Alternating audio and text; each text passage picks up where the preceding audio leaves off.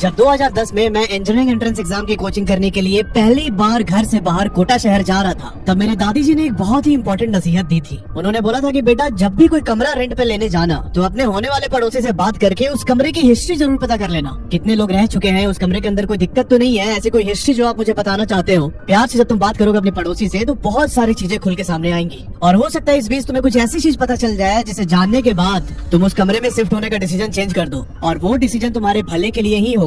अभी तक मैं रेंट वाली बात फॉलो करता तो था, पर कभी ज्यादा उसको तवज्जो नहीं दी कि ऐसा दादी जी क्यों बोलती थी। मुझे लगता था कि ठीक है, आउट ऑफ कंसर्न दादी जी मुझे ये बात बोल रही हैं। पर अब मेरे पास ईमेल में इसी रेंटेड फ्लैट को लेके हमारे सब्सक्राइबर्स की ऐसी ऐसी घटनाएं पढ़ने को मिलती हैं, जिसके बाद अभी मुझे दादी जी के एडवाइस के पीछे का लॉजिक समझ में आने लगा है। आज की स्टोरी मुझे अभिजीत ने भेजी है, जो मणिपुर के रहने वाले हैं और अपने ग्रेजुएशन के लिए पिछले 4 साल से साउथ दिल्ली में रह रहे थे। ये घटना 2017 की है दोस्त। अभिजीत और उसके दोस्त हाल ही में ग्रेजुएट हुए थे, और इन्हीं दोस्तों में से 2 लोग जिनका नाम था राज और अभिलाष, ये दोनों डिसाइड करते हैं कि हम मुखर्जी नगर शिफ्ट होंगे। उनको मुखर्जी नगर के अंदर एसएससी की कोचिंग करनी थी। देखो, अभी गवर्नमेंट एग्जाम की कोचिंग के लिए मुखर्जी नगर सबसे बड़ा हब है दिल्ली का, और यहाँ पर ठीक ठाक कमरा मिलना बहुत मुश्किल काम है दोस्त। 2 वीक तक राज और अभिलाष कमरा ढूंढते रहे, और फाइनली एक ब्रोकर के थ्रू उनको एक फ्लैट मिलता है। 2 BHK flat with drawing room and hall. Rent भी काफी डिसेंट था, तो राज और अभिलाष ने सोचा कि यार चलो अब शिफ्ट कर लेते हैं, क्या पता ये भी हाथ से निकल जाए। अब 2 रूम था, तो एक रूम में राज शिफ्ट हो जाता और एक रूम में अभिलाष। 2-3 दिन के बाद अभिजीत, जो पहले से साउथ दिल्ली में रह रहा था, ये आता है इनके फ्लैट पे विजिट करने के लिए। अभिजीत बताता है कि जैसे वो फ्लैट के अंदर घुसा, 2-3 मिनट के बाद इसे ना बहुत अनईजी सा फील हुआ। एक होता है ना कि बहुत नेगेटिव वाइब आ रही है जगह से, वैसा अभिजीत को फील हुआ, और इसने राज को बोला कि यार आई थिंक तुम लोगों को कोई और फ्लैट देखना चाहिए, अभी तो फिलहाल रहो यहाँ पे, पर धीरे धीरे दूसरा फ्लैट भी देखते रहना, मुझे कुछ अच्छा नहीं लग रहा है यहाँ पे। राज बोलता है कि यार इतना ढूंढने के बाद तो फ्लैट मिला है, अभी चुपचाप रहने दे यार, हम लोग बहुत एग्जॉस्ट हो चुके हैं ऑलरेडी। ऐसे वो लोग अभिजीत के एडवाइस को इग्नोर कर देते हैं। अब इनके शिफ्ट होने के बाद 1 वीक तक तो बहुत नॉर्मल रहा सब कुछ, पर उसके बाद धीरे धीरे चीजें अनफोल्ड होने स्टार्ट हो चुकी थी। एक दिन राज अपना कोचिंग क्लास खत्म करके वापस फ्लैट पे आता है। दोपहर के 2:30 बज रहे थे, और राज देखता है कि कमरे का और हॉल का लाइट जल रहा है, फैन भी ऑन है। इसे याद है कि यार मैंने बंद तो किया था लाइट और पंखा सब कुछ, फिर किसने चालू कर दिया। ये अभिलाष के कमरे में जाता है, क्या अभिलाष तो नहीं आया वापस, पर अभिलाष अपने कमरे में नहीं था। राज यहाँ अकेले है फ्लैट के अंदर। ये जाता है फ्रिज से पानी निकाल के पीने, और देखता है कि फ्रिज के ऊपर पानी के छींटे पड़े हुए हैं। राज थोड़ी देर खड़े होकर सोचता है कि यार कोई आया तो नहीं था फ्लैट पे, और चुपचाप पानी पी के बॉटल फ्रिज के अंदर रख देता है, और इसको इग्नोर कर दिया राज ने कि ठीक है यार मेरे से ही गलती हुई होगी। पर ये चीजें बार बार होने लगी। राज को थोड़ा डाउट हुआ कि यार ब्रोकर के थ्रू हमने एक कमरा लिया था, कहीं हमारे एब्सेंस में ब्रोकर तो किसी को लेके नहीं आ रहा है, किसी लड़की वड़की को ऐसे। राज ने एक दिन अपने नेबर से जाके पूछा कि हम जब कोचिंग जाते हैं तो कोई आता है क्या कमरे के अंदर, आपने देखा है किसी को? 2 नेबर्स थे, दोनों ने मना कर दिया कि नहीं, हमने तो नहीं देखा किसी को भी आते हुए। अभी इनके फ्लैट के अंदर शिफ्ट होने के कोई 1 महीने के बाद इनके ना 2 दोस्त आते हैं इनसे मिलने, रूपशा और आदित्य। ये दोनों उसी ड्राइंग रूम में रह रहे थे, और 2 दिन के बाद इन दोनों की तबीयत खराब हो जाती है बहुत बुरी तरीके से। रूपशा को ऐसा फील होता है कि हमेशा इसका गला ऐसे पकड़ के कोई बैठा हुआ है, कोई चोक कर रहा है, और 2 वीक तक इनकी तबीयत बहुत ज्यादा खराब रही। उसके बाद ये लोग रिकवर होते हैं और वापस देहरादून चले जाते हैं। बोलते हैं कि यार यहाँ पर हम दोबारा नहीं आएंगे, तुम फ्लैट चेंज कर लोगे तब फिर हम विजिट करेंगे यहाँ पे दिल्ली। यहाँ पर आदित्य और रूपसा के वापस देहरादून जाने के बाद से ही चीजें और ज्यादा बदतर होनी स्टार्ट हो चुकी थी। जो इस फ्लैट का कॉमन वॉशरूम था, उसका जो टॉयलेट पॉट था ना, वो ब्लैक कलर के मार्बल का बना हुआ था, एकदम पिच ब्लैक, और जो वॉश बेसिन था वो भी एकदम पूरा ब्लैक था। एक दिन अभिलाष सुबह सुबह उठ के उस हॉल का कॉमन वॉशरूम यूज करने जाता है, और जैसे इसने बाथरूम का दरवाजा खोला, ये देखता है कि उस टॉयलेट सीट पर एक मरा हुआ चूहा पड़ा है, और आसपास बहुत सारे कबूतर के जो पंख होते हैं वो बिखरे हुए थे। वहाँ से बहुत ही ज्यादा गंदी स्मेल आ रही थी। अभिलाष यहाँ पर जो उस वॉशरूम के कोने में छोटी सी खिड़की थी उसकी तरफ देखता है, तो कुछ नहीं था वहाँ पे, उसमें पूरा जाली लगा हुआ है भाई। यहाँ पर अभिलाष को एकदम शॉक लगा कि ये किसकी हरकत हो सकती है, और उस दिन के बाद से ही अभिलाष बहुत ज्यादा ग्लूमी रहने लगा, मतलब सैड सा रहने लगा एकदम। चुपचाप अपने रूम के अंदर ही बैठा रहता था, ना कहीं बाहर आना ना जाना, सिर्फ कोचिंग जाता था, कोचिंग से फिर वापस अपने कमरे में आ जाता था। और कुछ टाइम के बाद अभिलाष ने कोचिंग जाना बंद कर दिया। उसकी हालत दिन पे दिन बहुत खराब होती जा रही थी। अभिजीत बताता है कि एक दिन राज अपने स्कूल फ्रेंड से मिलने उसके फ्लैट पे गया हुआ था, और अभिजीत भी उस दिन मुखर्जी नगर के पास ही अपने किसी दूसरे फ्रेंड के फ्लैट पे गया था। अभी इनके फ्लैट पर अभिलाष अकेले था। राज कोई 2 दिन के बाद वापस आने वाला था। अभिलाष फोन करके बोलता है अभिजीत को कि यार मेरे को ना कुछ अच्छा नहीं लग रहा है, मैं यहाँ पे अकेले नहीं रहना चाहता, मेरे को अपने साथ ले चल अपने फ्लैट पे। अभिजीत का फ्लैट जो साउथ दिल्ली में था। अभिजीत आता है इनके फ्लैट पे और अभिलाष को अपने साथ लेके वापस साउथ दिल्ली चला जाता है। रास्ते में अभिलाष बोलता है अभिजीत से कि यार मुझे कुछ अच्छा फील नहीं हो रहा है यहाँ पे, हर समय मुझे ऐसा लग रहा होता है कि कोई मुझे देख रहा है। जब तक राज नहीं आता प्लीज मुझे अपने ही घर पे रखना तू। अभिजीत बोलता है ठीक है कोई बात नहीं, और इसे लेके वापस आ जाता अपने फ्लैट में। 2 दिन के बाद जब राज अपने स्कूल फ्रेंड के यहाँ से वापस अपने फ्लैट पर आया, तब अभिजीत भी अभिलाष को लेकर वहाँ पहुँचता है और इन सब ने डिसाइड किया कि यार माहौल को थोड़ा सा लाइट बनाते, चलो एक मूवी देखते हैं अच्छे से।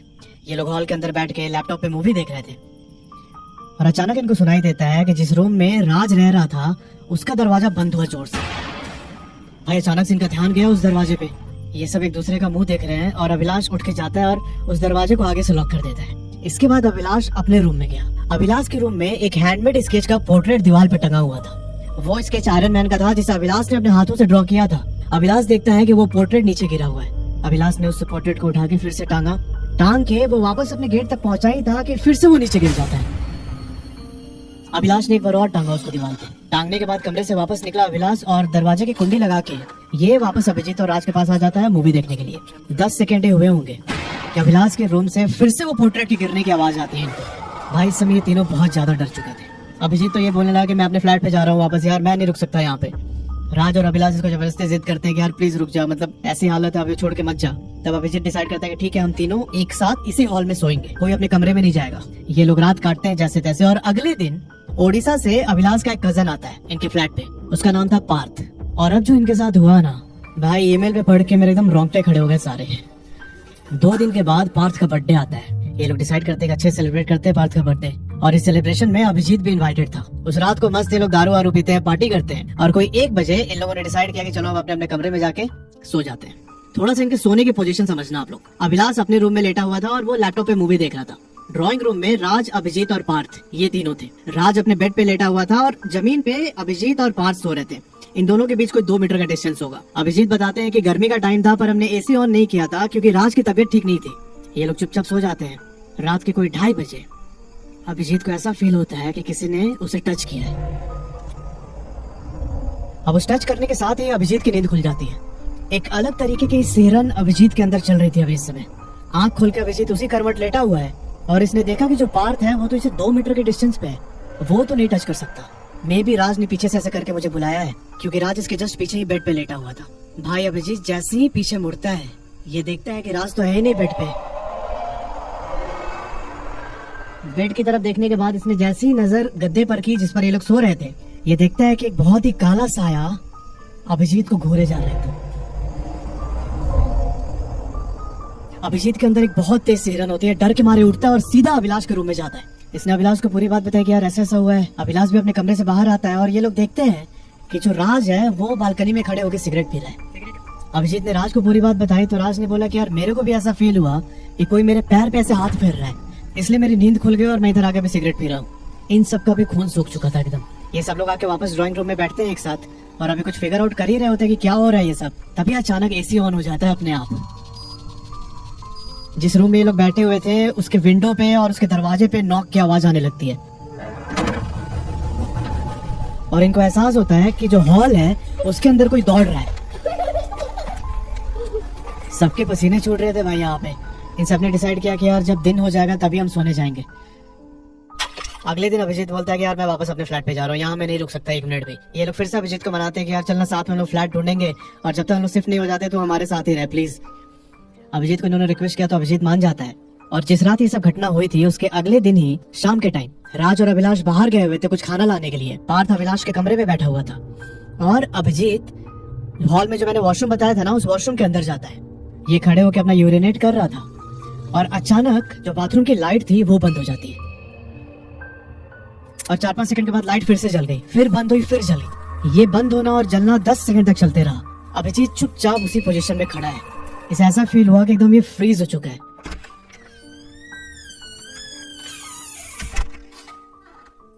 इसे एहसास हुआ कि वॉशरूम का दरवाजा अपने आप खुल गया है।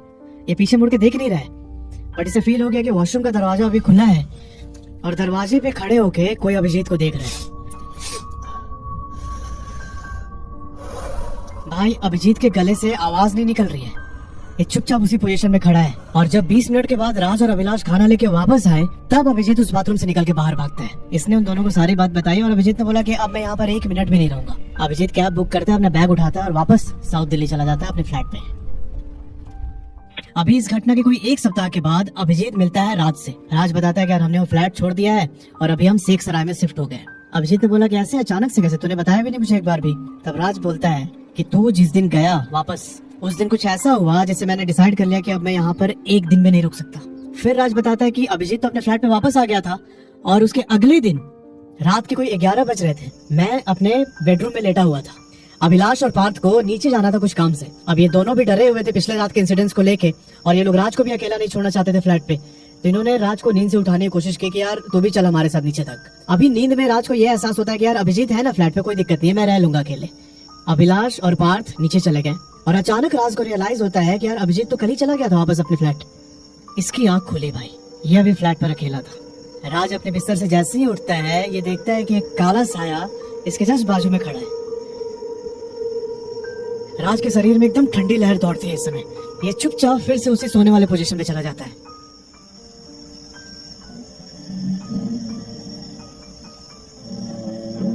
राज के रूम में जो चेयर रखा हुआ था वो चेयर मूव होता है अपनी जगह से, और इसे एहसास हुआ कि कोई उस पर बैठा हुआ है और उस पर बैठ के कुछ बोलने की कोशिश कर रहा है, कुछ बताना चाह रहा था राज को। एक नहीं होता बहुत फंबल सा वाइब्रेटरी साउंड, वो राज को सुनाई दे रहा था। राज ने चेयर की तरफ नहीं देखा, चुपचाप अपने पिलो को हाथ में से दबा के हनुमान चालीसा रिसाइट करने लगा यहाँ पे। थोड़ी देर के बाद पार्थ और अभिलाष वापस आते हैं और सीधा ये लोग राज के कमरे में पहुंचे। इन्होंने राज को उठाया, बोला कि भाई अभी कुछ बहुत अजीब सा हुआ हमारे साथ। राज ने पूछा क्या हुआ। इन लोगों ने बोला कि जब अभी ये वापस आ रहे थे तब इन्होंने एक ब्लैक शैडो को कॉरिडोर में भागते हुए देखा, और जैसे ही लोग दरवाजा खोल के अंदर घुसे इन्होंने देखा कि वो शैडो वही फ्रिज के पास खड़ा है। भाई साहब यहाँ पर इन तीनों का पेशेंस खत्म हो चुका था। इन लोगों ने जैसे तैसे रात गुजारी और अगले दिन राज और अभिलाष पार्थ को लेकर अपने एक दोस्त के पास शिफ्ट हो जाते हैं, और वहीं शिफ्ट होकर इन्होंने कमरा ढूंढना स्टार्ट किया। ये लोग वापस नहीं गए उस फ्लैट पे। इस बीच राज और अभिलाष ने उस ब्रोकर से भी बात किया कि आपने जो कमरा दिलवाया था हमारे साथ वहाँ पे ऐसे ऐसे घटना हुई है। ब्रोकर बोलता है नहीं ऐसा कुछ नहीं है, आपका वहम होगा। वो ब्रोकर जिस रियल एस्टेट कंपनी से एसोसिएटेड था, राज और अभिलाष एक दिन उसके ऑफिस में पहुंचते हैं और इन लोगों ने ऑफिस के एक पुराने हेल्पर से बात की। उसने यही बताया कि कोई भी आके उस कमरे में 3-4 महीने से ज्यादा नहीं टिकता। एग्जैक्ट रीजन नहीं बताया कि क्या है उस कमरे के अंदर। अभी राज और अभिलाष ने जो सिक्योरिटी डिपॉजिट कर रखा था वो मांगने जाते हैं ये लोग ओनर से, तो ओनर मना कर देता है, बोलता है कि नहीं ये आप लोग की गलतफहमी है, मेरे फ्लैट में कोई दिक्कत नहीं है। तब इन्होंने धमकी दी कि हम जाके पुलिस कंप्लेन करेंगे अगर तुमने हमारा सिक्योरिटी वापस नहीं किया तो। उसके बाद जाके ओनर ने इनका सिक्योरिटी वापस किया। यार अगर आप भी किसी नए शहर में जाके ऐसे फ्लैट या रूम रेंट कर रहे हैं तो यार एक बार उसकी तहकीकात करना मत भूलना। Thanks for watching.